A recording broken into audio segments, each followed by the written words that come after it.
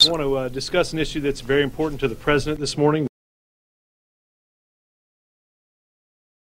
The steps we are taking on both sides of the border, working with our Mexican partners to support the Mexican government's campaign against the violent cartels and to reduce contraband in both directions across the border.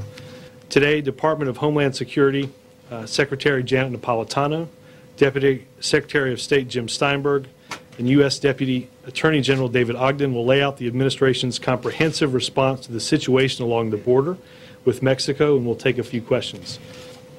Under the President's leadership and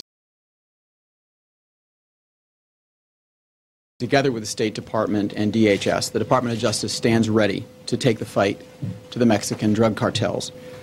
The President has directed us to take action to fight these cartels, and Attorney General Holder and I are taking several new and aggressive steps as part of the administration's comprehensive plan. Those steps include the following. DOJ's Drug Enforcement Administration, which already has the largest U.S. drug enforcement presence in Mexico, with 11 offices in that country, is placing 16 new DEA positions in southwest border field operations, specifically to target Mexican trafficking and associated violence. DOJ's Bureau of Alcohol, Tobacco, Firearms, and Explosives is increasing its efforts by adding 37 new employees in 3 new offices, using $10 million in Recovery Act funds, and redeploying 100 personnel to the southwest border in the next 45 days to fortify its Project Gunrunner, which is aimed at disrupting arms trafficking between the United States and Mexico. ATF is doubling its presence in Mexico itself, from 5 to 9 personnel working with the Mexicans specifically to facilitate gun tracing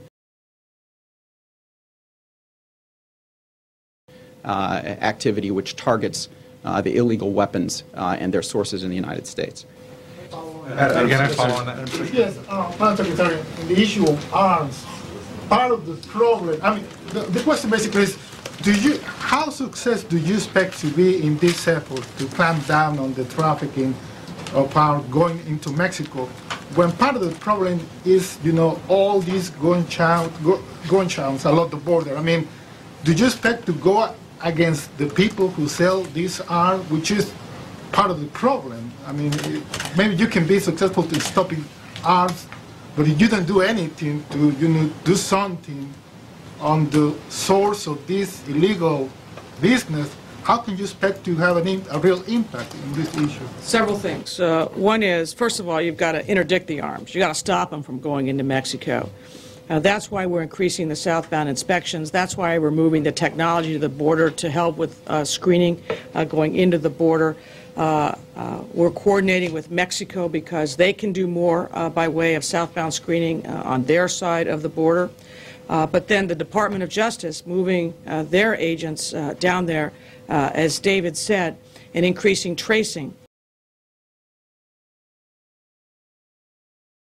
That will help us identify who is putting those arms into the arms, those guns into the arms of the traffickers moving south.